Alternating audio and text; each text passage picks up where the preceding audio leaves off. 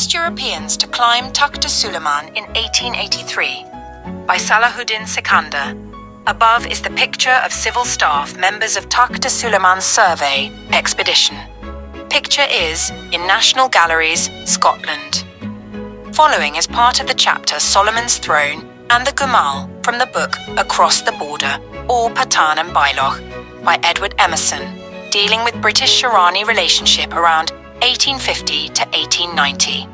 According to Edward E. Oliver, in year 1884, Takht-e-Sulaiman was surveyed by the British officers with help and assistance of local Sheranis. Solomon's Throne and the Gumal chapter, the text. According to one of the many Musalman legends of the place, Solomon, not content with the daughters of Jerusalem, came once to Hindustan to marry a lady named Balkis, a beauty of exceptional fame. As the happy pair were starting back on their honeymoon, seated on a throne, the flying throne of Takht-e-Sulaiman. Carried through the air by genie, the lady begged for a halt to enable her to take one last look at her beloved home. Opportunely, they had just arrived over the Takht, and the distinguished author of the Proverbs, desirous of obliging his spouse, directed the genie to scoop out a stand on its top, upon which the throne was placed, and the fair Balkis was able to indulge her fancy for a view of the plain, recently referred to as Dera Dismal. The place is held in much respect, and Iskit a fashionable resort of pilgrims, though the shrine is some distance north of the true Takht. The summit of this mountain, which has only recently been mapped by our surveyors, is about the centre of the Sherani country, a tribe who, with their affiliated clans, extend from our border to the Zhob river in the west and north to the Gumal, or rather up to the little bit of no man's land, the bloody border that separates them from the Massoud Waziris. Their main settlements are in the low hills to the east, between which and Us run long narrow valleys of the most arid and sterile character, right along to the Kasrani country in the south. Frequent but narrow gaps like the Gumal, the Zau, the Draband, and the Dahri, affording egress to the plain. The crest and upper valleys of the Takht are well wooded, though the bulk of the Sherani country is bare of trees and exceptionally barren generally.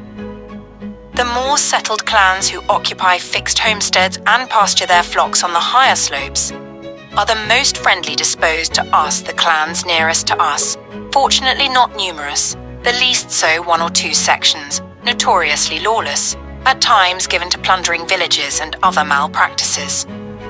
In the sick times they sacked Draband, and a lot of land was thrown out of cultivation through fear of their attacks. In any other respect, they are insignificant. An expedition sent against them in 1853, consisting of 2,500 of the frontier force and military police, went through the heart of their country, turned their defence, and returned to Draband without losing a single man. The fighting strength of all the clans does not exceed 8,500, the bulk of whom are desirous of maintaining good relations with us. Since this lesson they have behaved well, but they are, even for Pathans, exceptionally democratic, caring nothing for chiefs, and certain of the irreconcilables, not even acknowledging the jirga. Petty thefts in British territory, which the elders admitted but pleaded their inability to enforce order, necessitated a blockade in 1883, which brought about the fullest submission and enabled us to carry out the Takht survey in 1884 with the aid of the tribesmen themselves, an event which, considering the intense dislike of all Pathans to any survey, was considered one of the greatest triumphs of our border policy. Following account of ascent and survey of Takht-e-Sulaiman, taken up from History of Pashtuns.blogspot, differs slightly from the version offered by Edward Emerson Oliver in one respect. According to him, survey was carried out in 1884. Picture of civil staff, members of Takht-e-Sulaiman survey.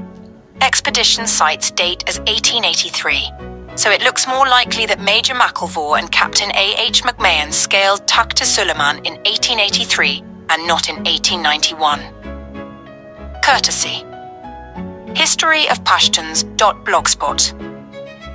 In 1891, two British officers, Major McElvore and Captain A.H. McMahon, reached either the shrine or the summit of the peak of the Takht-e-Sulaiman and gave the following account of their adventure.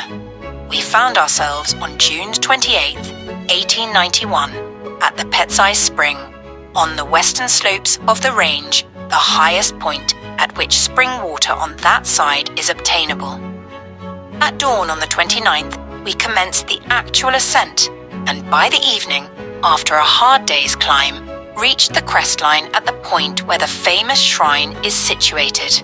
Here we found a couple of rough stone hut shelters erected by pilgrims, in which former visitors had each in turn left cooking vessels and supplies of flour and rice for the use of them who might come after them. The actual shrine was close by, and within a few yards, but far from a pleasant place to get at. The face of the mountain at this point on the eastern side is a sheer precipice of many thousands of feet. The shrine is some 20 feet down below the edge of the precipice and consists of a small ledge of rock about 4.5 feet long by 3 feet wide, with a slight artificial parapet of rocks on the outer sides, about a foot in height. It is reached by 4 footholds, cut or worn away in the rock. The hand and foothold is good, but the edge of the precipice appears slightly to overhang the little ledge below, and the sensation therefore experienced in going down or coming up over the edge of the precipice is only equalled by that of seeing someone else do so. All pilgrims apparently do not enter this shrine, but content themselves with looking down into it from above. Those who do descend have a small token in the form of a small piece of stick, which they fix into the interstices of the little rock parapet. Both of us descended and left our stick tokens. The look down into space from this little ledge does not tempt one to make a very long stay there. The crest of the mountain at the shrine is not the highest point, which is at one of the 3 knob-like peaks at the south end of the crest. These we determined to ascend, if possible next day, notwithstanding the assurances of our native guides that these peaks were quite inaccessible. After a cold night on the crest, on the ground, where some snow was still lying in patches, we commenced a barred day's work. Each of the 3 peaks before us was separated from the place in which we were and from each other by precipitous gaps in the crestline, and the ascent certainly did not appear hopeful. Without describing the many adventures of the day, it will suffice to say that we both succeeded in reaching the tops of all 3 peaks, and also, I am glad to say, in discovering a possible way down again, a matter which at one time appeared somewhat doubtful. This is the first occasion on which Europeans have reached either the shrine or the summit of the peak of the Takht-e-Sulaiman. No one has, as far as I know, gone up to either place since. View of Takht-e-Sulaiman mountain with part of the Lohani camp at Daraband, 1836. Painting by G.T. Vignier.